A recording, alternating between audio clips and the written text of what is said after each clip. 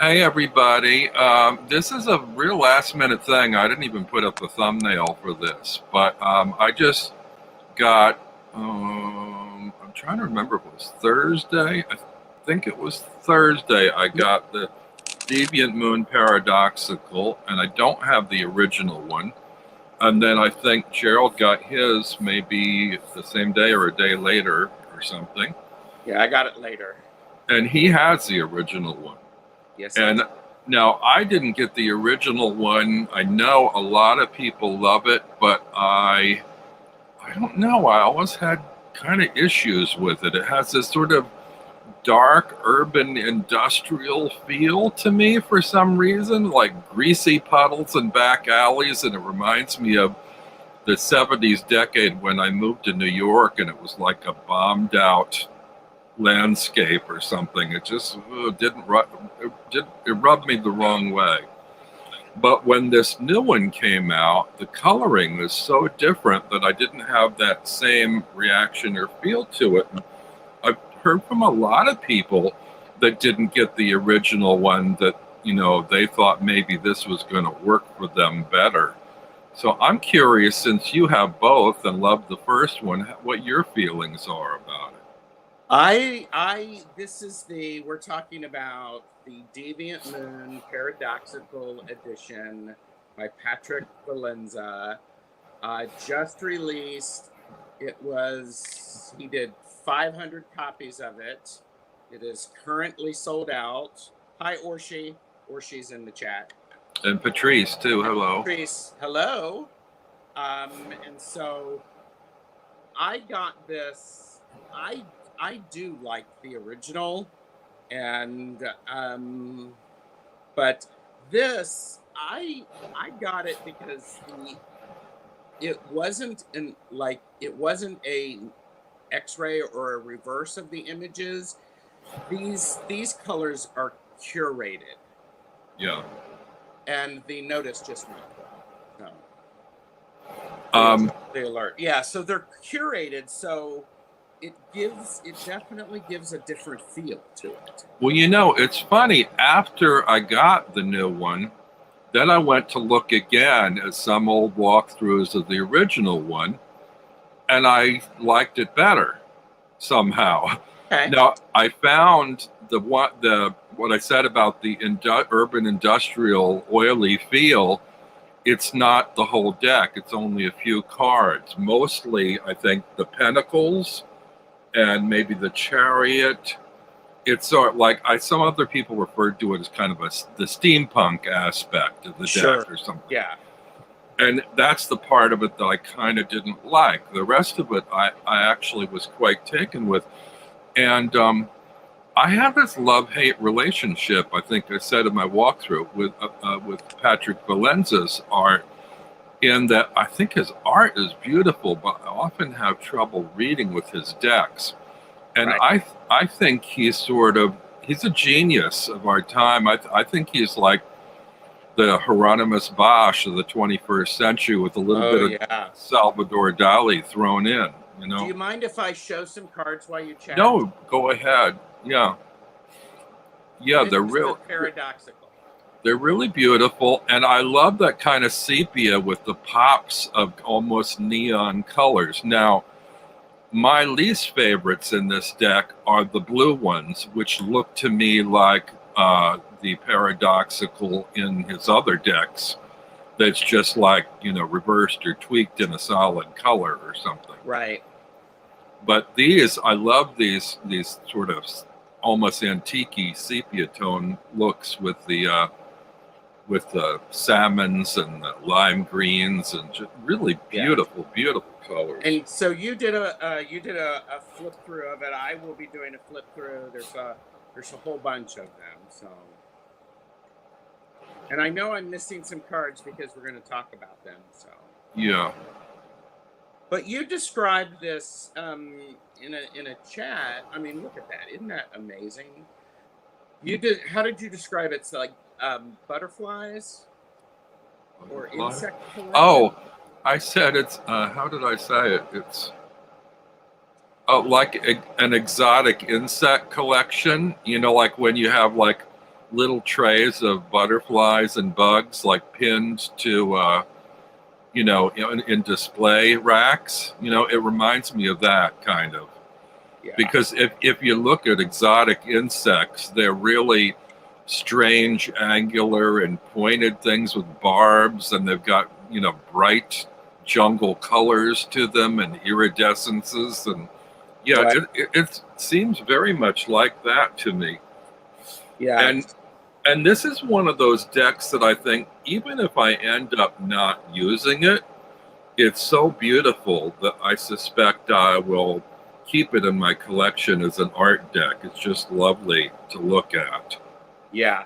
And it is one of those things that people have a love-hate relationship. I mean, people have watched on, The Hermit Mage, my Deviant Casual with Sandra, the Whispering Well, where we talked about the Deviant Moon decks and the things that we like. There's a few people in chat, and I know Jamie she is missing the paradoxical green, and that would be one that I would also like for I think it's the Triumphi de Luna. I mean, and look at that. I mean, really, you've got, and unfortunately, I mean, this is doing okay showing it, but you have, it's a lovely pink with this green, with sort of a mauve background. So all of the colors they just pop. Something else I noticed when inspecting this deck closer, and I don't know if it's as noticeable in the older version, is that he also uses collage effects in the deck in addition to his art. Okay. So I know that he uses computer software to create these things, but there are certain elements in there, like a lot of the moons look sculptural, like they've been cut and pasted and copied in, the pentacles. Certain aspects are repeated, and even some of the figures, there was one of the figures that was perfectly symmetrical, that it looked like he divided in half and just mirrored it so that it was identically duplicated. But sorry. I was just going to say, I think that's part of the charm. Did he do it digitally? Did he do it manually? I don't know the process, so it's quite interesting. Yeah, I suspect digitally, but also I noticed, for instance, in the Hanged Man, there's like a pocket watch or something hanging from his heel, I think. And if you look at it, it looks like a photograph of a pocket watch. And I think that he copied that, or, I mean, that's like a collage element. Yeah. So here's the paradoxical back, and this is the original back. And the paradoxical, as you saw, is borderless. And so... Yeah, I'm real fussy. Everybody knows me as the card curmudgeon. I'm really fussy about stuff. I'm not that taken about the back design. However, I love the blue. And what won't show up by the camera is, if you look at the blue real carefully, there's almost a distressed or a sort of a crackle element to the blue plane. It's not just a solid blue. It has a sort of a almost a texture to it, or an agey kind of feel to it. Jamie, Wandering Mountain Bardic Path, brings up a good point in the chat. Some of his artwork is before computers, as it comes from drawings that he did as a kid. That's why I love it. Yeah, it's not all computer. But yeah, there I did see computer elements in there. It's a blend. It's a fusion, Yes. So it's kind of best of both worlds. But I didn't think there was any of that cut and copy, cut and paste computer thing. And there's some things, some antique sort of aspects he did scan and paste. I could show you a handful of the ones that I really love and the ones I don't love, but maybe I don't know how long you want to stay on. I didn't want to keep you too long. And mostly my concern was there were a few cards I had trouble with. And I thought maybe you could help me figure them out because, Okay. oh, did I just see, did Govinda just pop in? I didn't see his I tag. saw Govinda. Oh, there he is. Hey. Yep. So, Govinda is on is doing an I'll show you mine today at yeah. 2:00 on the Hermit Mage, Shameless Plug. Govinda, I promise not to wear out Gerald for your live. He's got plenty of energy and love to share around. So, so I wanted to pull up this Ace of Pentacles and see if you can help me with it. Because I know how to read the Ace of Pentacles, but you have the, yeah, you got them both. I'm glad you're showing them because they're sharper on your screen than mine. If I show mine, it's like, yeah, it just isn't the same. But I'm kind of don't know what to make of including the dragon on the Ace of Pentacles. And I'm wondering what you think about it. Because for me, when I think of dragons, I think of fire. And the pentacle is the earth element. I suppose you could relate dragons to earth, but I just don't, somehow I don't think of Ace and Pentacles in terms of dragons. And I'm wondering what you... I think of dragons as they hoard things.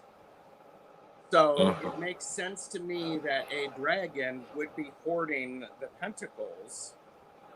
Well, now, the only connection I have to that is the image in Lord of the Rings with the dragon in the mountain hoarding his treasure.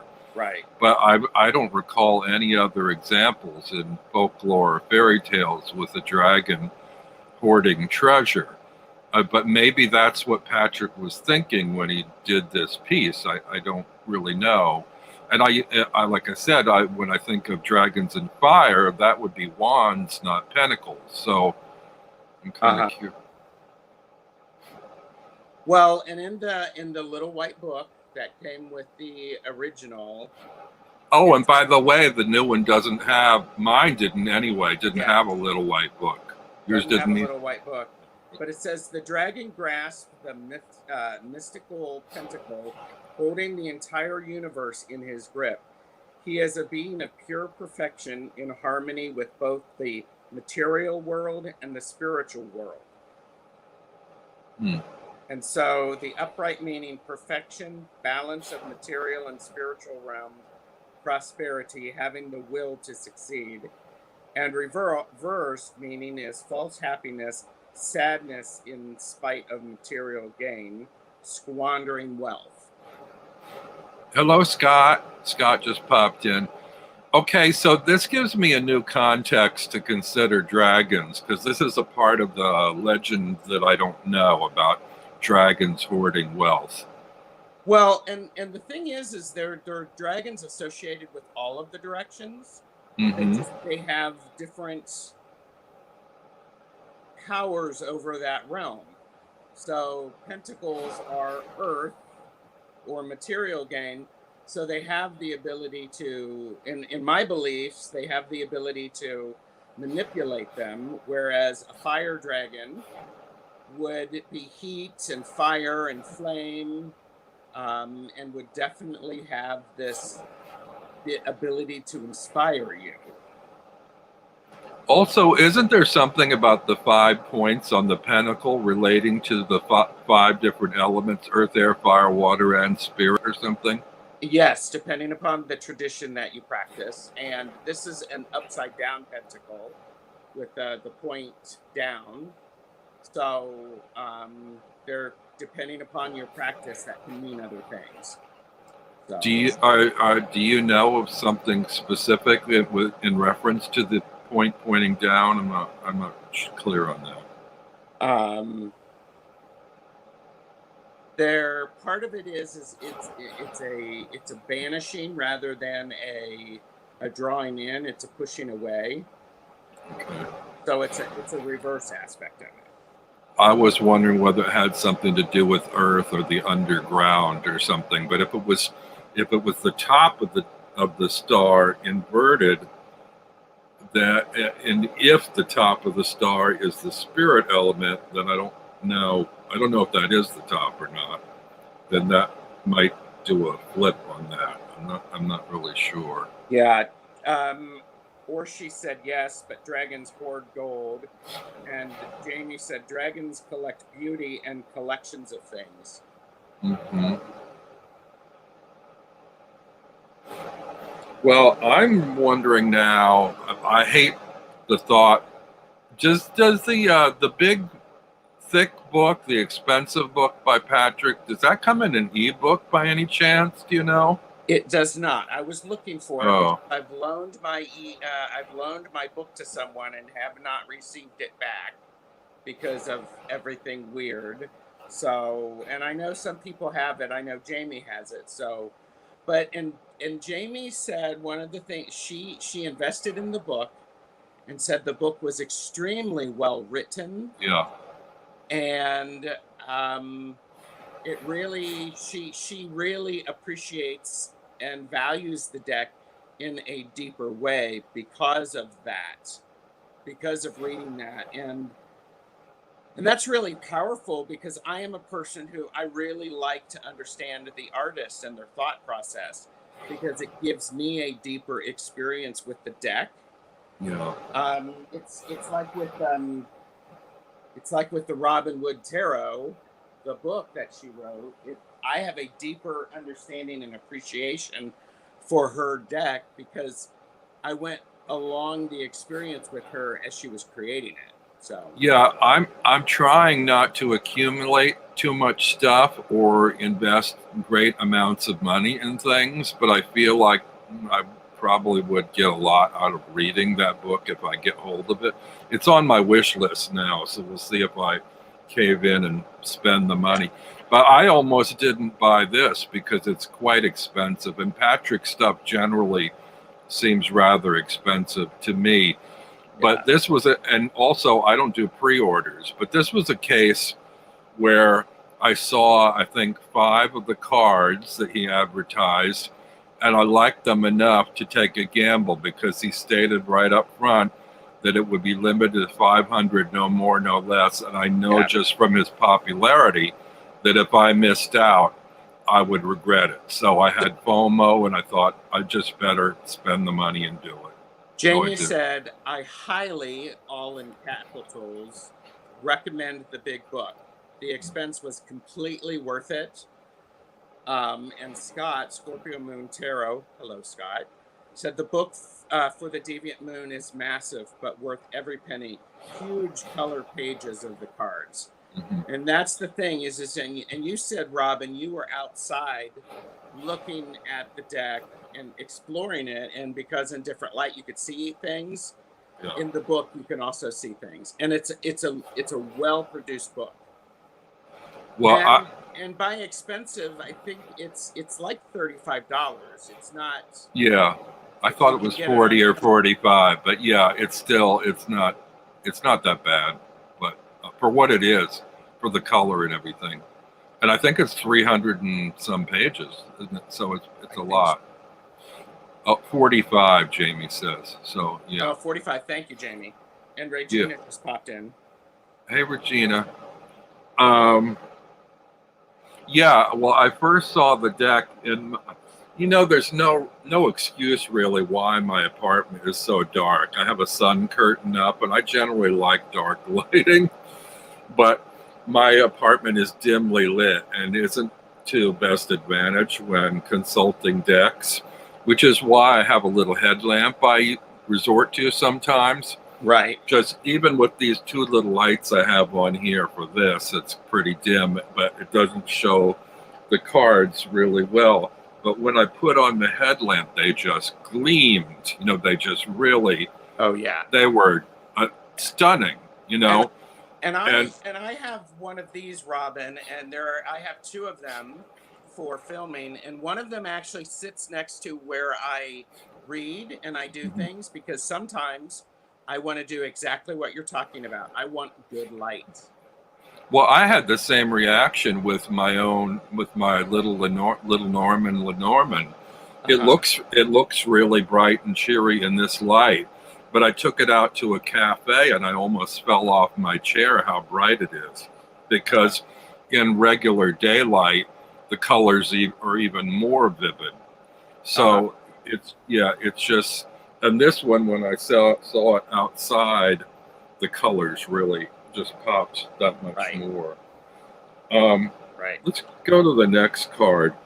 The next one I had trouble with is the Nine of Pentacles, which is a really peculiar card in this deck. I think it's like kind of comical or something. It looks sort of foolish, like the one in the original RWS. I think isn't that this sort of stately lady with a falcon on her arm or Yeah, something, she's in the garden. and so here we have, I don't know if it's meant to be a male or female character. It looks like it's wearing a dress, has no arms, one high heel shoe, one leg on a wheel, does have that urban landscape in the back. I'm not sure about the chain and the little skull on wings. I don't quite know what to make of this card because my mind is reverting to the stately lady in the RWS. So do you have any thoughts on this particular representation? Well, I mean, the little white book says an affluent woman strolls through the city streets accompanied by her small pet. Nine pentacles glide down from the sky, encircling her in a display of material wealth. So, Okay. upright meaning material good fortune, a wealthy and independent female, a pet owner, and reversed is financial hardship, loss of possessions, theft of one's belongings. So in doing that, it's sort of like her sparkles. It's her halo that's walking around with her. hmm So Now, it almost amazes me that he addresses reversals, because I think in the Deviant Moon, I get the sense that you've got the positives and the reversals in every card in their upright position, that they all have this kind of shadow dark side, like a reversal or something that yeah, seems to come out. And with these pentacles above and around her head, I get a very different feel than the lady in the garden, which looks to me more like her acquired wealth, where these look almost like they're not related to her, like they're stars in the sky or something. I didn't view the little skull on wings as her pet, but that's kind of intriguing.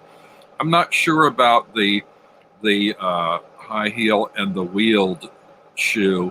The wheel relates to me kind of the circular pentacles and the industrial nature of it, but beyond that, and motion moving forward. But I'm just not sure. Maybe well, things being cyclical, like the wheel of fortune, and wealth maybe not going to last with you forever too, kind of. but I would also think that sometimes it is the artistic expression and the artistic manner. This is the Patrick style. But hmm I like this idea of is these pentacles are radiating from her. They are following her around. I can imagine it's like we've seen these very very wealthy women or wealthy people. They have an aura about them of they just ooze money. Yeah. So she's just oozing money. So Let me ask you, do you get a different feel from the two versions when you look at the two colors, and do you see a different emphasis on certain aspects in the original one than in the paradoxical? in the paradoxical, she is pushed forward a little bit more, hmm and the yellow draws me forward. It does feel a little bit more earthy to me because of the green and the yellow, hmm whereas this, because of this purple, it doesn't feel as earth related or pentacle related. But this, I really get that feel for it. And I sort of like the male female aspect, the Yeah. combination in this figure. But I also noticed that the nose looks very much like a bird beak, which or to a death mask. well, it could be that. It could be the plague mask as well. But that bird beak calls me or harkens back to the falcon in the RWS version. That's true. So there's that aspect. I don't know about the big ears sticking out. It's just it has a kind of a goofy quality to it that I'm not sure any other card in the deck has. In fact, it feels more in a way like the Fool to me than the Fool card, just in its kind of goofy appearance. But that's Hey, Robin, are yeah. you on YouTube where you can actually make a few people mods so they can post Oh, links? let me see. Because Jamie's there and she's like, we need a mod to post links. Okay, hold on And just a second. while you're doing that, I will share something that Jamie wrote. It's like, we feel peace in the sense of satisfaction that the 9 of Pentacles, Deviant Moon Tarot, is the result of your long efforts. Okay, hold on. You're going to have a sound glitch here in a second. And Scott says he likes the original much better, maybe just because I have the original. Thank you, Debbie. Flag mask, yes. And I feel the paradoxical is more internal for me, deeper in the images. Okay, I've got. Let me see. I've got. I'm adding Jamie as a moderator. Okay. Who else shall I add? Anybody want to mod and put in links? Oh, didn't take? Did Jamie's not take? It takes a second for her to post something to see. Oh, okay. So. But Do I have any other volunteers for mods in the chat? Hey, Zane. Gerald, Regina, make her. You can make Regina. Okay, let me find her. Okay, that's probably enough. So you can add more later, but it's So yeah, I like the idea of this as back in the day when you're feeling all that and you walk down the street with swagger. You know, you're all that. It's sort of like for those of us who are a certain age, we can remember the disco movie. Of course, I can't remember the name of it. Saturday Night Fever. Right. Where he's walking down the street, he's got the swagger. So it sort of feels like she's like that. Is that because of the chain on the hip? Well, yeah, but also the way she's got her foot forward and her shoulders back. And yeah. Jamie is she's a mod and she has posted a link to the Deviant Moon. Yeah. Well, I think it's interesting too that for some reason this figure doesn't have any arms, unless they're like behind it where we don't see. But it seems lots of his figures in this deck have multiple arms, and this one doesn't have any arms. I just thought that was a curious thing. Well, she doesn't need arms because she has all the swagger for these pentacles. Yeah. And if she is that wealthy, people will do. She don't need arms. People will do whatever she wants. Yeah. Yeah. It's like Queen Liz not having to carry a purse. Yeah. Yeah. Listen, let's go to the next card, which is the Moon. Now, the Moon confuses me because, we've got this sort of almost king and queen figure under the Moon, but they're also like puppets, like the Moon's marionettes. Right. Which I don't know what to make of that. Just wondered if you have any thoughts on that. Well, I initially think that a lot of times, where people are lunatics and they feel manipulated by the Moon, the emotions, that makes perfect sense to me. The idea is that the Moon is controlling people and the way the emotions that they have. I can work with that. They're like tied to the moon, and the moon's tides affects them. Yeah. Yeah. And so it's also, and in the little white book it says, the deviant moon cast its powerful influence over the city, controlling minds like a puppeteer. By Orgy. She's got a live with Richard in 2 hours. So, okay, By or she. we'll look there. Sorry, what were you saying, Gerald?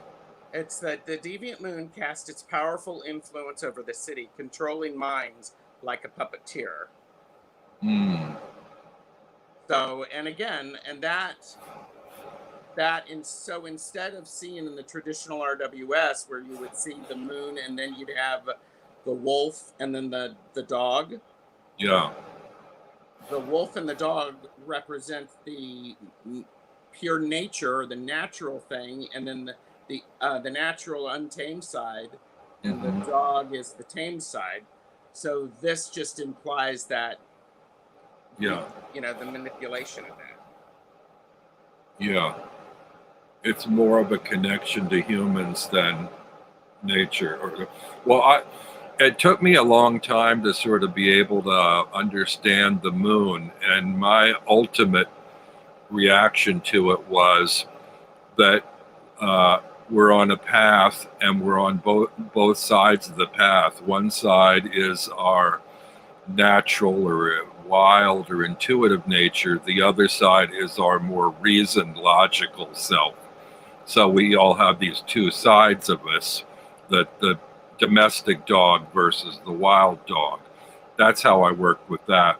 I never quite knew what to make of the crayfish crawling up out of the pond, but I even in my first deck, I ended up reducing it to just the wild dog, domestic dog on opposite sides of a path leading up to the moon. And Regina has posted a link to Book Depository, I believe, for the book. And Jamie said, your subconscious is sending you messages, but they appear just out of sight. Mm-hmm. So. Yeah, it was just the sort of marionette strings tied to the moon aspect that I didn't quite know. And then also we have these sort of party reveler attitudes under the moon, because I generally think of the moon as kind of dark side of the moon, or shadow self, or mysteries not quite revealed, or dream state, something like that. I mean, this almost comes across to me more like a two of cups, or so, a celebration or something to that effect. Well, I don't. To me, it does look like they're marionettes and they're being manipulated, just with the way they are. That they're not able to move on their own accord, and that the strings are manipulating them. So with the the hand above, and it's so it does feel it for me. It's one of those that I'm like going, oh yeah, I've got outside influences impacting me. So I'm curious. Jamie says I do love the paradoxical. Jamie, did you order this? I'm curious. She did. She did? Okay. Yeah. Um. And the paradoxical, just so that people know, is a smidge smaller than the original. Is it? Just a smidge. It's maybe a millimeter, and then a couple at the top. So. Well, now that's interesting, because I just we were on with Kelly a little bit earlier, and I noted, because I don't like tuck boxes, that I wanted to put this deck in another box. And I looked at my tins to see about ordering another tin. They don't quite fit in the tin. These are tall, narrow cards. Yes. And she's made me a couple of pouches that haven't arrived yet. I wondered how stretchy they were, because these are a little taller than, just a smidge taller than the average. I think I have a sample handy I can hold up. And Jamie says that she has the paradoxical in her hands.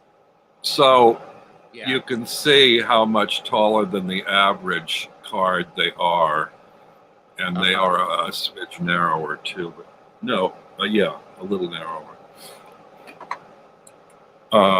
Jamie said they fit in a pouch, a tarot pouch, by Kelly.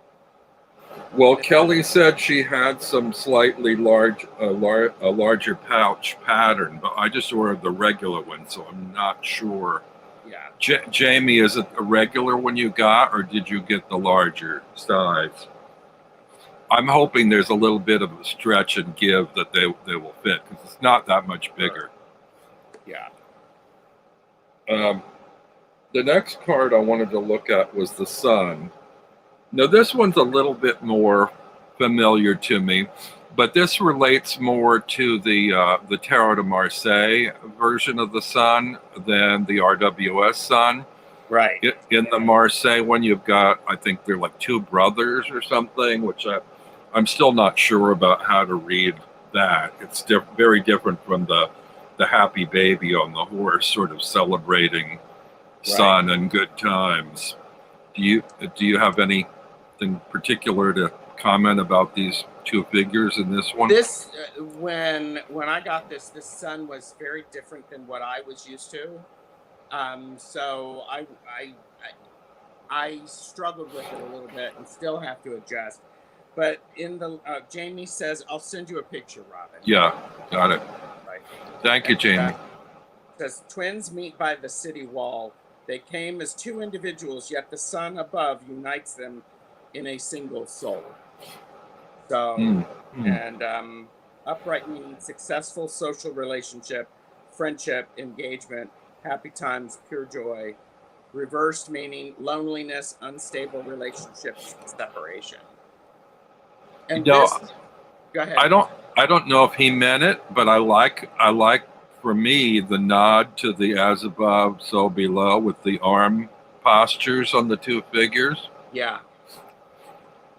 And also, I wanted to call attention again to the sun, which I think is it the same as the moon?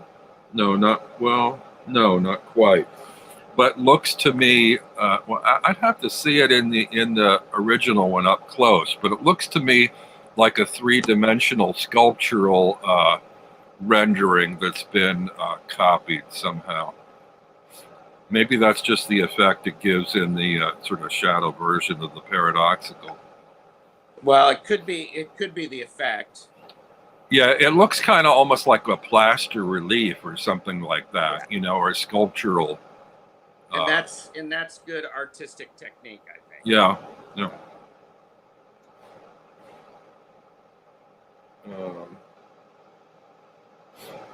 Okay.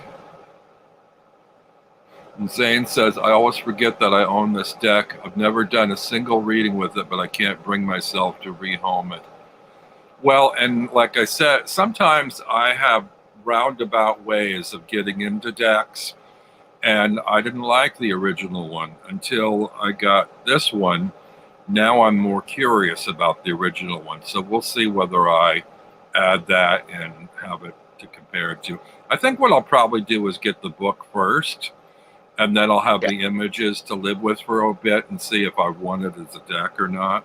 Yeah. Oh, I know something I wanted to ask you about the original one.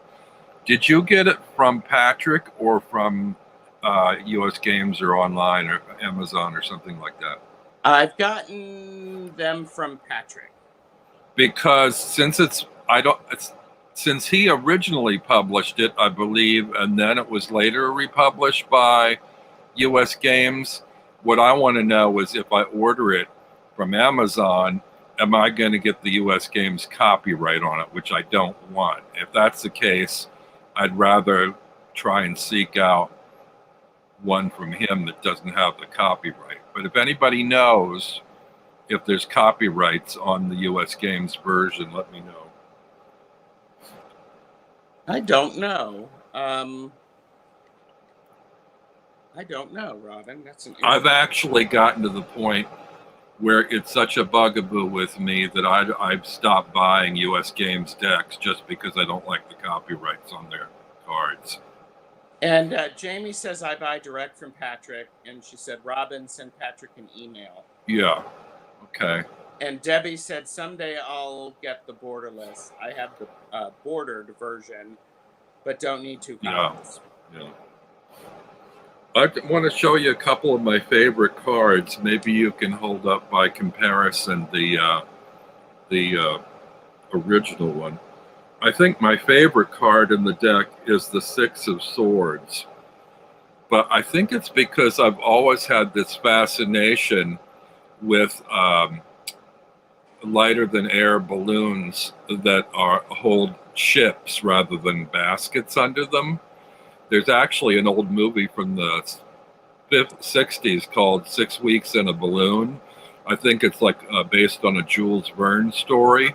Uh-huh. And it has a ship attached to a balloon. And I'm it's looking for it, so. Yeah, that's okay. But I really love the coloring in this particular one, and be curious to see the coloring in the original one as well. But I like these sort of almost turquoise blues with these salmon pinks. It's a really beautiful combination together.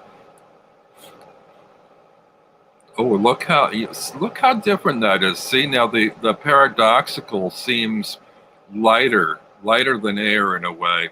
Yeah. That dark sky in the original one just kind of doesn't feel as light and airy in a way. It really almost drags the balloon down a little bit for me. I mean, the colors are pretty, the bright red and blue, but it's just, so different. I think I really love the background sky atmospheres in the paradoxical. That the darkness in the original has an effect on me in a very different way than the new one. I like the darkness because it makes the blue pop. Zane said, I'm looking at mine now and I don't see any copyright. Okay, thank you. And Marwan. Oh, hello, Marwan. I don't know you. Welcome. I always put amazing content. Thank you. Jamie says, see, that's why I say the paradoxical is internal and ethereal. Yeah, maybe that's why I relate to it more. I also look at the little moon, I guess it is, in the sky. I love that it's sort of the black moon, that it's like a reversal. And it seems almost blurred out or like sort of ghostly or misty compared to the original one. And I really kind of love that sort of shadowy aspect to the moon there. Yeah. And I think that it's paradoxical. It's not X-ray. Yeah. So because I have the abandoned oracle in the original and in the X-ray. Yeah. So I like I said, I like how these images, they have been specifically curated. I need you to do a walkthrough of the abandoned oracle X-ray because I've not seen that yet anywhere. Yep. And I have the original one, so I'd be curious about that. I didn't know that even existed. Yeah, and what I'm going to be doing is I'm going to do a side-by-side. Okay. So yeah, that's always helpful. Somebody else just did a side-by-side of this since I did mine. Next one I want to look at is the Nine of Wands, which is very sweet. I didn't at first I wasn't sure about it because the meaning is so different from me. I can get it, I relate to it, but the meaning feels so different to me than the RWS Nine of Wands. And you'll see it better when Gerald finds it. I know I put him at disadvantage because I didn't put these in order. Yeah, I'm springing these cards on him. He doesn't know what I'm going to pull next. I told him about the 4 I needed help with, but we're adding to it now. And I'm sorry, Gerald, I said half an hour. We're already 45 minutes. If you have trouble and need to go, we can cut this short. But Okay. you let me know. Okay. But this card, I really love there's a certain sadness and vulnerability to it that I really love. And I think it kind of plays into the kind of bandaged character in the RWS Nine of Wands. But there's some sadness about the stance of this figure that it doesn't seem like he's trying to hold the wall or secure, his position. Is almost like, oh, he can't handle much more, And I love the little wand, the candlelit wand, although it doesn't look quite the same in the paradoxical. But when I see that candlelit wand, it's sort of like this little ray of hope or something. Right. Right. And Jamie tried to link the X-ray version, but they're sold out as far as she can tell. Okay. Again, we have a similar kind of mask on this figure, the beaked mask or bird mask or something, which kind of takes us a bit away from the moon faces that he uses a lot. I'm intrigued by these sort of when I see these bird masks and these things with jagged teeth and stuff, it reminds me a lot of the demons in the Hieronymus Bosch paintings. Oh, definitely. But this character is wearing a mask. He looks like anything but something fierce. That it's a very fierce mask, but it looks like a sad little figure. Yeah, it definitely feels defeated. Yeah, I didn't like this card at first, and then I fell in love with it. I just really love the vulnerability of it. Another one that kind of confuses me a bit is the Eight of Wands. And this one, you usually see, wands flying and no figure. And here we have a kind of an old hag of a woman with a scythe, ready to take her scythe to these wands. And what we have overhead is a bird flying with, I can't tell if it's a message or a book in its beak. Sorry, folks. Here you go, but you won't see it very well from my card. My camera is not very good on my laptop here. Here's the original. There you go. Yeah.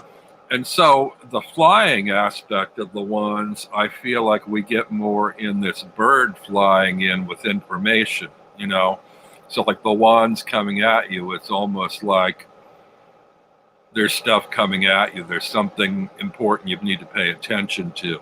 It's like flying your way. But her with a scythe, it kind of looks like she's in preparation. Is the information coming her way good news or bad news? Is it something she's going to welcome or something she better be prepared to deal with? And so that scythe is like at the ready to like cut down those wands, So yeah, I kind of like this card, even though it was a little bit of an adjustment for me. Yeah, it's everything is ready to harvest. So it's ready. Jamie had to run to work. Bye, Jamie. Sorry, go ahead. Oh, it's ready to harvest. So you have to do the scythe quickly in order to successfully release them. So. And Tony says now you're just showing off with the paradoxical. Well, I have.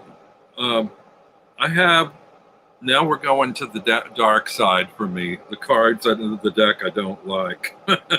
There's about 4 or 5. The first one is the Hermit. And I'd be curious to see the original Hermit.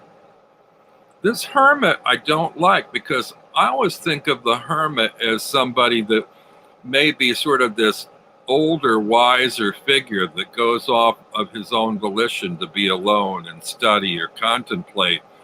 In this one, it's almost like a victimized fool or something. Or a tormented figure, and I never think of the Hermit as tormented. So it gives me a whole different read on this card that I don't like or don't associate with the Hermit. I like this hermit because hermits can, when they spend too much time alone, um, they can shut themselves off and Mhm. separate themselves. Um, but in the little white book, it says the hermit hides from the world in his alcove, even though he shuts himself off from the city, he is never truly alone. The rotted fish beside him is a reminder that we can never hide from ourselves. So Mm. this, for me, is a hermit who is spending too much time disconnected and is lost in the thoughts instead of actually going out and exploring.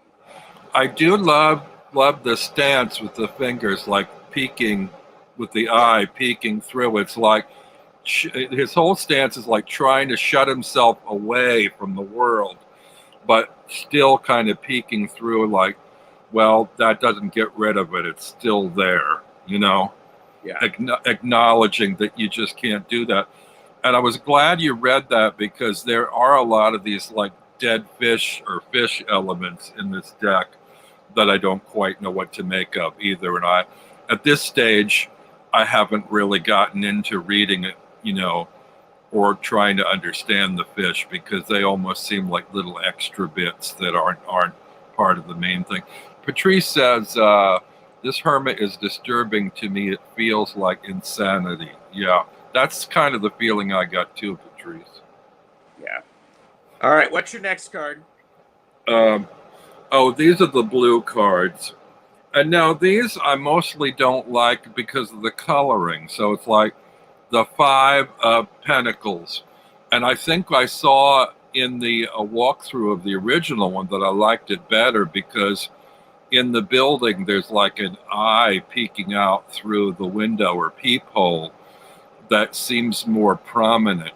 Like it has a more prominent place in the original one than in the paradoxical. In this one, I don't get quite the same feel as somebody being shut out in the cold or not being allowed into the church or whatever. But yeah, the original one has a more focus on that eye inside looking out than I think the blue version. And also in this paradoxical, this doesn't have the spot colors that jump out. This is just like a negative in blue. Yeah, So yeah, I don't like that as well. If they had popped the color a bit more, I'd probably like it better. yeah. Which is Well, and this. I think the It All in Blue really does give the overall feeling of being isolated and being alone. So I'm not bothered by the blue as much. So, Okay, now the next two, I love the images and the cards. I just don't like that they're solid blue. One is the Seven of Pentacles, where you have a figure under a tree. And this is different than I'm used to from the gardener tending his garden because it's almost like somebody torturing this tree. I think in the original, they may have incised a cut or a gash in the tree rather than just trying to harvest the fruit or knock it down off the limbs. It's more of a like an accosting the tree rather than nurturing or gardening. Oh, look how more pronounced your color is on your paradox. That must just be my camera. I Yeah. would say if you haven't wiped your camera off in a while, Well, it's just on my laptop, so yeah. I don't think there's too much I But can do with but it. I Oh, a actually, little better. yeah, I'm not bothered by by that, Robin. I get that, it's like when we take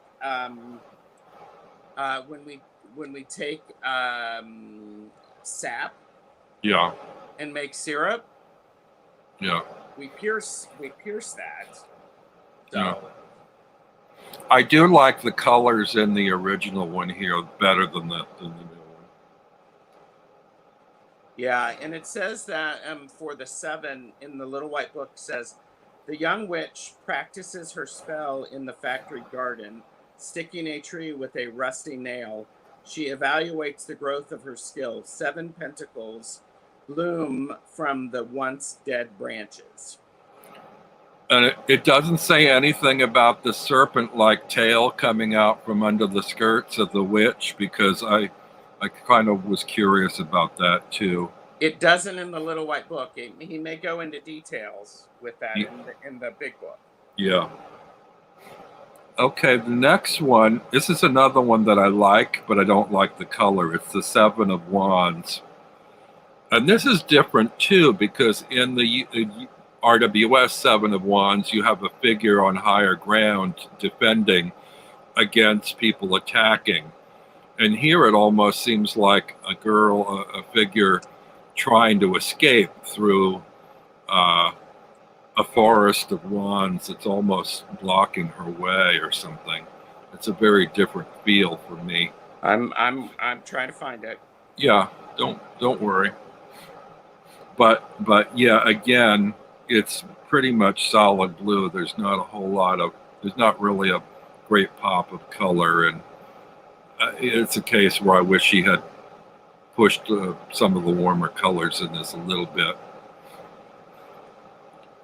Tony, hello Tony. She says the little witch is monitoring her sweat and toil.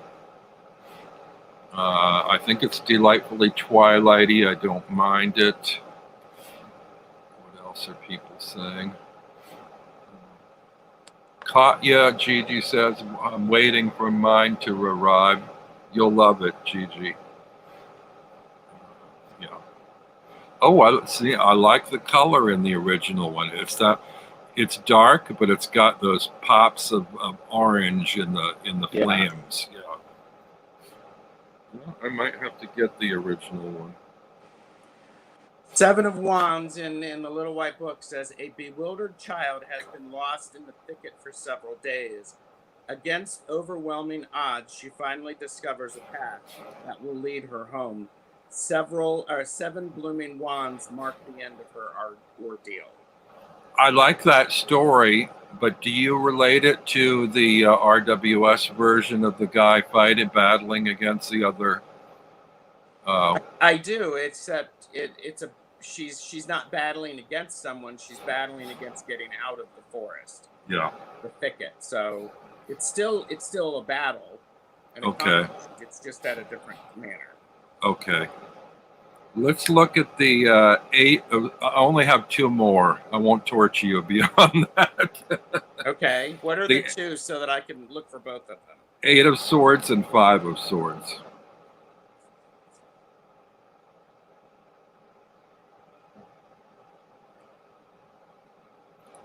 Oh, you can find them quickly in the paradoxical because they're blue. They're all blue.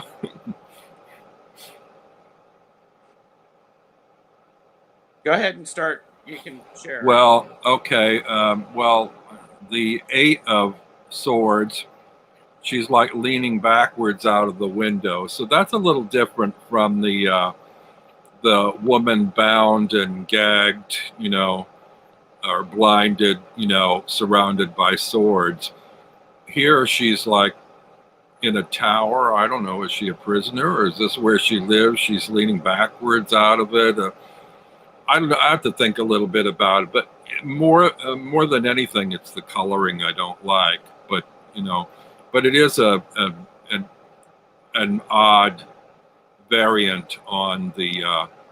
It's not like she's really constrained or confined here like the original card. Other than that she's in a tower or in this room, we don't know if she's trapped in the room or not.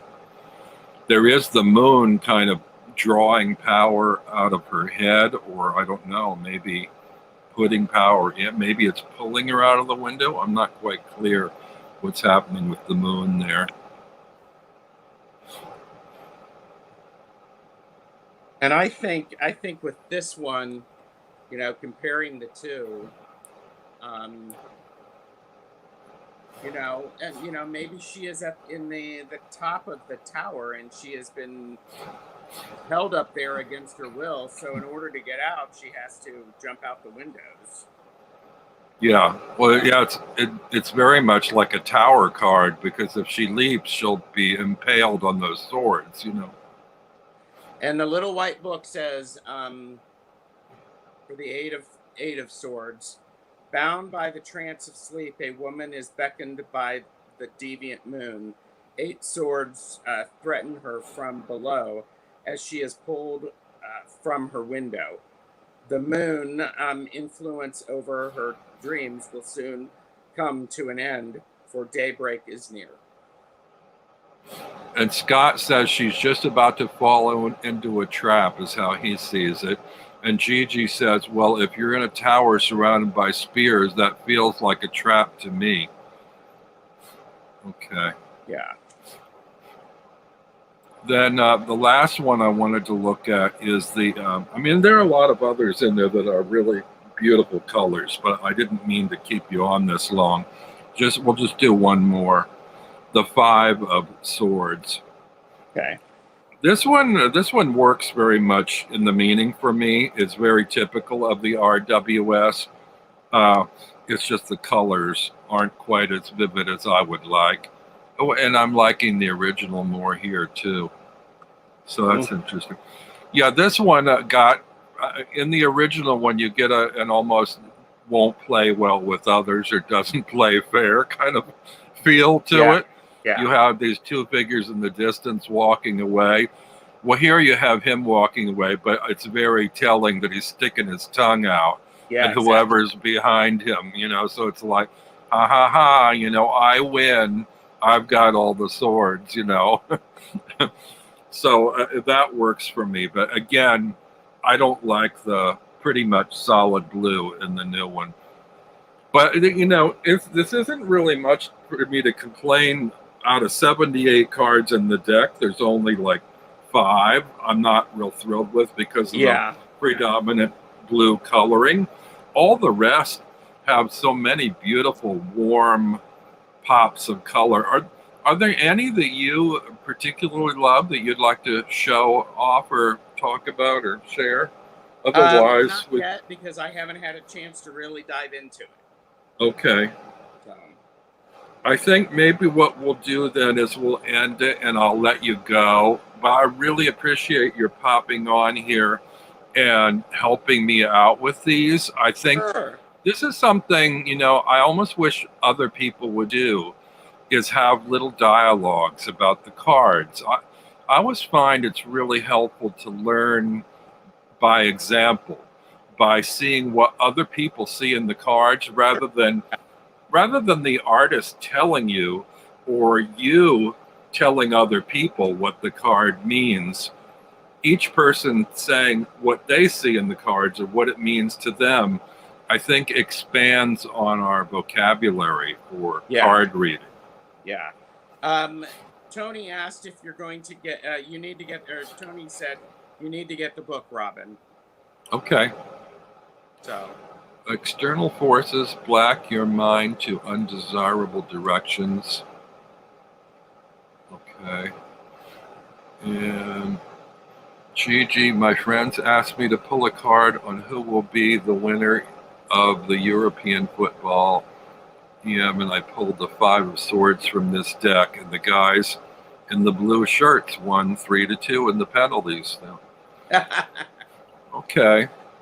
I'm not one of the, I mean, often these are predictable. Tarot can be predictable. I'm not one of those people that uses them that way or believes that totally. I use it as a kind of a psychological guidance system for me. So for me, when I draw tarot cards, I like to have a dialogue with the person I'm reading for and help them find their way when they're lost or consider other perspectives. So this, for me, this is kind of a GPS system rather than a set future, you know, or I don't use them predictively, although a lot of people do, and that's perfectly fine. Yeah. All right. Well, thank you again, Gerald. And we'll look for Orgy's live not too long from now, and yours, I think, the same time or a little bit after. So at 2 Eastern, or she is at 1, and okay. and then tomorrow at 4, you and Chris from Barely Balanced Tarot, we're doing Magic Tool Talk Part 2, where we show and tell wands. Yeah, I almost forgot. You're very good at reminding people. I even forgot to remind or remember to tell people about that. So that's good. There you I'm go. almost surprised you don't have a little card to pop up and flash to announce that. But see, That's tomorrow. So anyway, yeah, everybody, keep tuned to these various channels and check them out and subscribe and hit the bell for updates or warnings or whatever you want to call them. And I want to thank you for helping me the other day in my live. We pushed me over the 800 subscribers mark, which I'm thrilled about. Oh, and I appreciate all my viewers and contributors and helpers, and it's quite the community out there. So it is. Thank you, everybody, and see you all soon. And thank you, Gerald. You're welcome. And we're going to end the broadcast now. So be well, everyone. Bye. Bye.